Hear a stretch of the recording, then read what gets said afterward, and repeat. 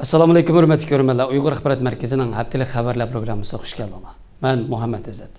Bugun seshanba. Tövəndə edikdən xəbərlərimizin təfsilatı olsun. Tədqiqatçı İan Urbina 9 oktyabr Nyu-Yorkda to'g'rida Uyg'urlar dunyoning beliqlarini pishiqlab ishlashga majburlanmoqda mavzuliq maqola e'lon qilgan bo'lib, o'z maqolasida Xitoyning atalmış ishga o'rilish nisbatini yuksaltirib, ijtimoiy inoqlikni kafolatlantirish bahonasida Uyg'urlarni turkumlab Xitoy o'lkalariga yo'tkayotganligi va shu orqali ularni texnik yo'shurun tarzda majburiy emgak silayotganligini o'tirib qo'ygan. Maqolada ko'rsatilishicha, Amerika davlati ichida iste'mol qilinadigan dengiz mahsulotlarining taxminan 80%ni import qilingan bo'lib, maqolada ko'rsatilishicha, Amerika davlati ichida iste'mol qilinadigan dengiz mahsulotlarining taxminan 80%ni import qilingan bo'lib, bu import mahsulotlarining ichida Xitoydan keladigan mallar eng ko'p nisbatni egallaydi ekan.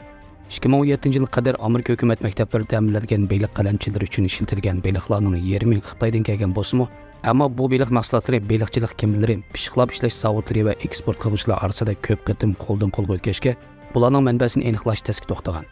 Jumladan Xitoyning Shandong o'lkasi Xitoydagi asosiy dengiz mahsulotlarini pishiqlab ishlash markazi bo'lib, 2018-yildan boshlab kam deganda 1000 Uyg'ur Shandongdagi dengiz mahsulotlarini pishiqlab ishlash zavodlariga o'tkazilgan. Bu xil orqa ko'rinishda Amerika hukumati yo'l qo'ygan Uyg'ur majburiy emgakining oldini olish qonuni Sharq Turkistondagi majburiy emgakni tugutish jihatida hech qancha rol o'ynayolmayotgan ahvolda, Uyg'urlarning Xitoy o'lkalarida majburiy emgakka selinish ahvoliga qarata tadbir qo'llanishidan texnik umidga kelib bo'lmaydi ekan. Qo'g'dug'ich gazetining 11 oktyabrdagi xabarga ko'ra, Angliya qalamkashlar jamiyati xalqaroga tanilgan Uyg'ur folklorshunos professor Rahila Davudni 2023-yillik xalqaro jasur yozuvchilikka tanlagan. Rahila Davud Angliyalik tanlıq ballar yozuvchisi, Angliya qalamkashlar jamiyatining 2023-yillik Painter mukofoti sohibi Michael Rosen tarafidan xalqaro jasur yozuvchilikka tanlangan bo'lib, mazkur mukofot nomzodlari tizimiga kirganlar asosan o'z hayotining xavfiga uchrashiga qaramasdan fikr erkinligi uchun kurash qilgan yozuvchilar ekan. Rahila Davud Angliya qalamkashlar jamiyati yaqinda diqqat qilib kelayotgan yozuvchilardan biri bo'lib, mazkur jamiyatning faoliyat nishoni dunyoning har qaysi joylarida turmaga solingan va xatarga duch kelgan yozuvchilarni qo'llash ekan.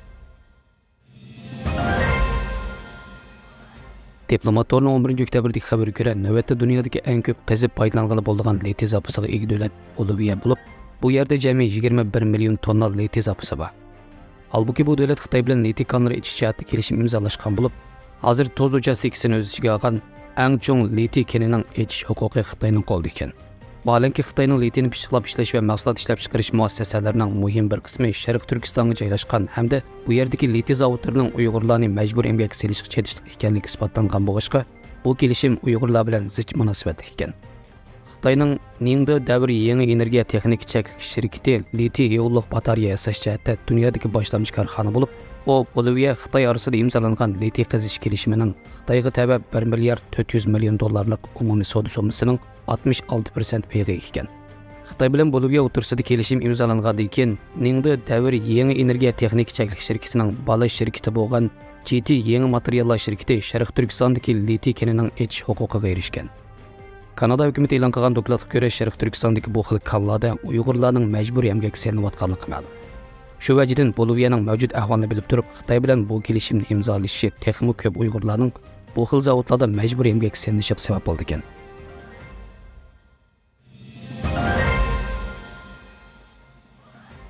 Time Torning 13 oktyabrdagi xabarga ko'ra, Amerika parlamentidagi har ikki partiyaning parlament a'zolari birlikda tayyorlagan bir parcha dokladda ko'rsatilishicha, Rossiya bilan Xitoy o'zlarining yadro qurol omborini davomli kengaytirayotgan bo'lsa-mu, Amerika tunji qatim yadro quroliga ikki raqibga tang duch kelish mumkinchiligiga to'liq tayyorlanib bo'lmagan. Dokladda Rossiya bilan Xitoydan keladigan yadro tahdidining ko'nsiri kuchayotganligi ta'kidlanish bilan bir vaqtda, Amerikaning yadro qurol omborini va strategik tutumini talto'kis o'zgartirish talab qilingan. Dokladda mundaq deyilgan: agar Amerika rahbarlari darhol qaror chiqarsa, bu Amerika texnik tayyorlanib bo'lmagan hayot mamatlik xiris bo'lib qoladi.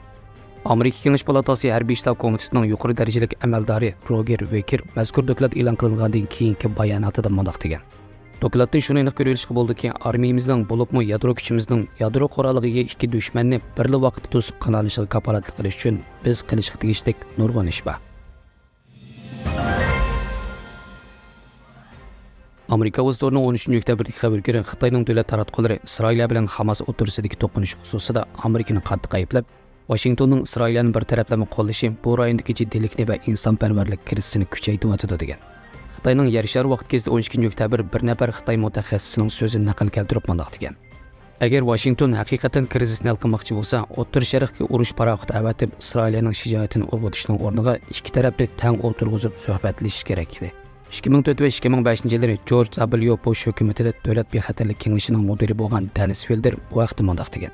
Echinish xiri Xitoy bu krizisdan foydalanib Amerikaning Isroilni qo'llaganligi, Isroilning bo'lsa Falastin xalqini o'z davlatiga ega bo'lish huquqidan mahrum qilganligi haqida adab tavron solmoqda. Rice University Bekir ommaviy siyosat tadqiqotxonasining mudiri David mundaq degan. Xitoy har vaqt fursatparast. U xalqarada o'zini nopozliq ko'rsatish uchun o'rin va fursat izlab yuradi. Bo'libmi u Janub allarining ittifoqdoshi, sheriki va do'sti deb qaralishni orzu qiladi. Xabarlarimizni ko'rganingizga rahmat. Ko'rishguncha omon bo'linglar. Xayr xo'sh. Allohga emanet.